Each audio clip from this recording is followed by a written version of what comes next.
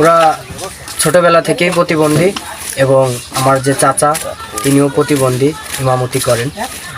আর কাগজ তো করতে সমস্যা হয়, অল্প কষ্ট হয়। তোমাদের বয়স কত আনুমানিক? 20 বছর হয়েছে। 20 বছর। বর্তমান প্রেক্ষাপটে মানুষের জীবন কাহিনী নেতিবাচকের দুনিয়ায় ভেসে বেড়াচ্ছে। জীবন আছে, জীবিকার কোনো পথ খোলা নেই। ইচ্ছা আছে, পূরণ করার কোনো সামর্থ্য নেই। আশা আছে, কিন্তু তাদের কোনো ভরসা নেই। এভাবে তাদের প্রহর গুনতে হচ্ছে। এমন একটি দৃষ্টান্ত প্রমাণ আজকে আপনাদের মাঝে আমি তুলে ধরেছি। গোপালগঞ্জ সদর উপজেলার উলপুর ইউনিয়নের উলপুর গ্রামের 3 জন প্রতিবন্ধী মানুষের এক বিরল জীবন কাহিনী। তারা দুটি ভাই, আরাফাত শরাফত। পৃথিবীর সব থেকে ছোট মানুষ এই দুটি ভাই। তাদের উচ্চতা 32 ইঞ্চি। তারপর তাদের মনের ভিতরে দুঃখ, কষ্ট, রাগ, অনুরাগ কোনো কিছুই নেই। শর্ট এবং প্রতিবন্ধী হলেও তাদেরকে কোনো কাজে কর্মে থামিয়ে রাখতে পারেনি এই পৃথিবীর মানুষ। এই গ্রামের প্রতিটা মানুষ তাদেরকে অনুপ্রেরণা দিয়ে যাচ্ছে। ভাইয়ের নাম কি? সারাভাত ফকির। শরাফত ফকির। আর এই ভাইয়ের নাম? আরাফাত ফকির। আচ্ছা আচ্ছা, তোমাদের বয়স কত আনুমানিক? 20 বছর হয়েছে। 20 বছর। তোমার বয়স? 17। ও, তাহলে তুমি হচ্ছে বড় আর কি। আচ্ছা, তো স্কুলে যায় কে? আমি 2জন না, তুমি যাও স্কুলে? কোন ক্লাসে পড়ো? 7-এ। আচ্ছা, আর তুমি কি করো? তো আগে পড়ছিলাম, এখন পড়ি না, কাজ কম। ও, আগে পড়ছিলে? কোন পর্যন্ত পড়ছিলে? 5 পর্যন্ত পড়াশোনা শেষ করছো? এখন কাজ করো? কি কাজ করো? ওই যে বই কাজ, জমি কাজ। নিজেদের জমি ক্ষেত করো আর কি? ব্যবসা করো না? না, ব্যবসা কাজ করার কোনো সমস্যা হয় না? কাজ বাজ করতে না, কোনো সমস্যা নেই? চলাফেরার কোনো সমস্যা হয় না। আচ্ছা আচ্ছা, তোমাদের বাবা কোথায়? মসজিদে মসজিদে ইমামতি করে? কোন মসজিদে?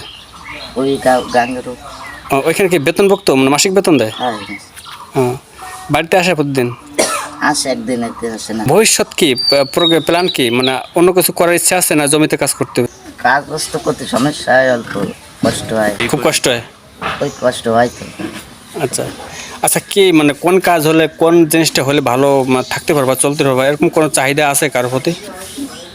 আছে কত ভালো কাজ বাজ, বসে মানে জায়গায় কাজ বাজ করা যায় নাকি, সেই চিন্তা ভাবনা আছে। কেউ যদি পাশে দাঁড়াইতে কাজ করার সময়, মানে কেউ, কোনো ব্যক্তি যদি তোমাদের পাশে এসে দাঁড়ায় বা কোনো কাজের সন্ধান বা সুযোগ সুবিধা করে দেয়, তাহলে ভালো হয়।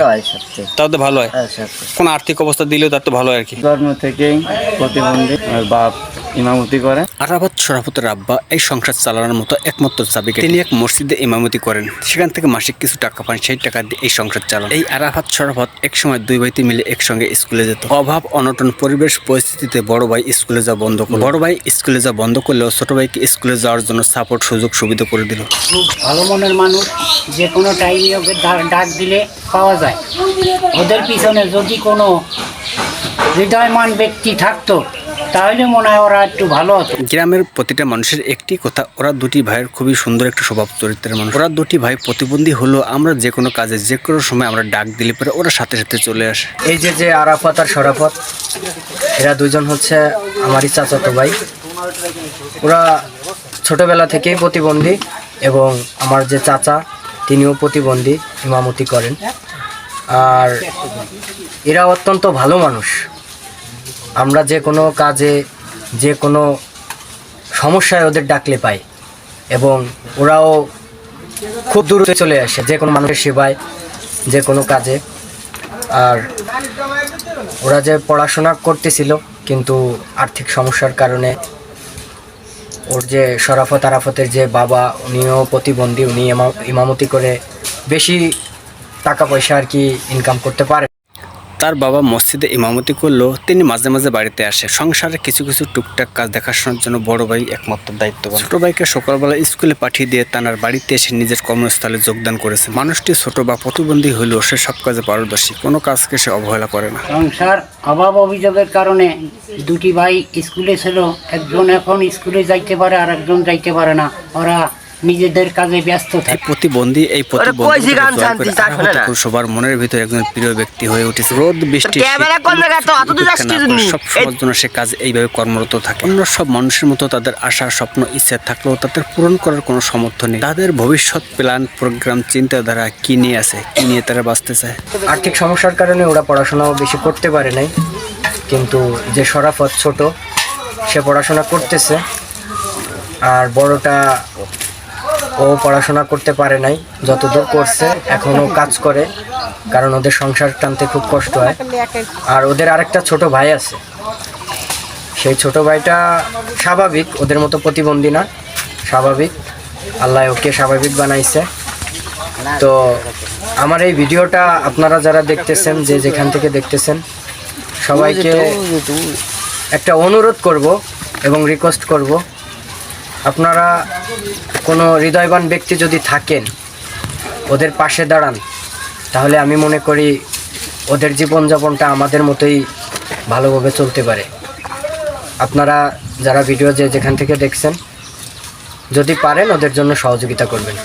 ধন্যবাদ। এছাড়াও তাদের নিজেদের কাজ ব্যতীত এই পাড়ার এই গ্রামের যে কোনো মানুষের ডাকে সঙ্গে সঙ্গে সাড়া দেয়, দ্রুত গতিতে ছুটে চলে তাদের কাছে। হার না মানা এই দুটি ভাইয়ের জীবন কাহিনী আশা করি আপনাদের কাছে অত্যন্ত ভালো লাগবে। চাঞ্চল্যকর এই দুটি ভাইয়ের জীবন কাহিনী এখানে শেষ নয়, তাদের আরেকটা জিনিসই ভালো লাগে, প্রতিদিনই নামাজ কালাম নিয়মিত করে তাদের কর্মস্থলে যোগদান করে। সংসার অভাব অভিযোগের কারণে দুটি ভাই স্কুলে ছিল, একজন এখন স্কুলে যাইতে পারে আর একজন যাইতে পারে না। ছোট থেকে যখন তারা একটু বুঝতে শেখে, বুঝতে পারে, তাদের স্বপ্ন ছিল অনেক বড়, অনেক উঁচু। আমরা দুটি ভাই লেখাপড়া শিখে অনেক বড় হব, প্রতিষ্ঠিত হব, ভালো কিছু করবো, অসহায় মানুষের পাশে দাঁড়াবো। তাদের স্বপ্ন আশা আজ দুঃস্বপ্নে পরিণত হয়ে গেছে। তারা তখন বুঝতে পেরেছে আমরা প্রতিবন্ধকতায় আবদ্ধ, আমাদের ইচ্ছে থাকলেও উপায় নেই। সেই থেকে তাদের আশা আকাঙ্ক্ষা ইচ্ছে স্বপ্ন বস্তাবন্দি করে সাগরের জলে ভাসিয়ে দিয়েছে জীবনের স্মরণীয় ইচ্ছা শক্তি জল্পনা কল্পনা সমস্ত কিছুই। জি, আরাফাতের বাবাও প্রতিবন্ধী, উনি ছোটবেলা থেকে মাদ্রাসায় পড়াশোনা করছেন, সেই সুবাদে উনি একটা মসজিদে ইমামতি করেন। আরাফাত শরাফতের আব্বা, তিনি কিন্তু একজন প্রতিবন্ধী মানুষ। আরাফাত শরাফতের চেয়ে 2 ইঞ্চি তিনি উচ্চতা বেশি। এই বিরল দৃষ্টান্ত ঘটনাগুলি আপনারা হয়তো অনেক কমই দেখেছেন। এই প্রতিবন্ধী অসহায় দুটি ভাইয়ের আর্তনাদ, নরম সুরে করুণ কথাগুলো বলছে। আমাদের পাশে দাঁড়ানোর মতো এই পৃথিবীতে কোনো মানুষ নেই। একটা ইমাম, গ্রামের একটা ইমাম তো আহামরি কোনো টাকা পয়সা পায় না, যা পায় তা দিয়ে ওদের সংসার চলতেই খুব কষ্ট। জমিতে কাজ শেষ করে এসব বাড়িতে একটু মুহূর্তের জন্য সে বসে থাকে। ঘরের মেঝেতে নানান ব্যবহারের জিনিস পড়ে থাকা জিনিস সব সময় জন্য সে গুছিয়ে রাখার চেষ্টা করে। বন্ধুরা, আমার ভিডিওটি কেমন লাগলো অবশ্যই লাইক কমেন্ট করে জানাবেন এবং সাবস্ক্রাইব করতে ভুলবেন না। নতুন কোনো ভিডিও নিয়ে শীঘ্রই আপনাদের মাঝে আবার ফিরে আসবো। সেই পর্যন্ত আপনারা সবাই সুস্থ থাকুন, সুন্দর থাকুন। ধন্যবাদ।